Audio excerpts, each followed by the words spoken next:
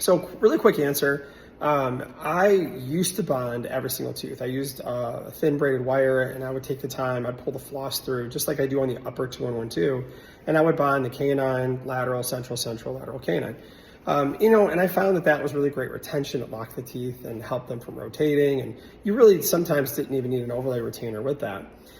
So I did that for a couple of years actually, and then what I realized was I started seeing so many retainer repairs.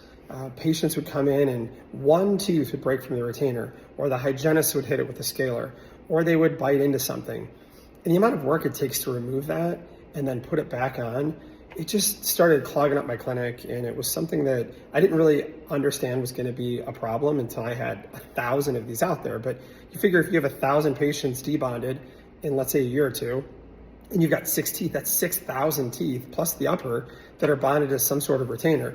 What really kind of moved me away from it was I had a young patient once who the lower lateral incisor became debonded. He got a cavity in it, and then it immediately went to endo. So the parent was pretty upset with me and just said, look, you know what, he goes to his dentist every 6 months. How could this happen? And ultimately blamed me for the retainer.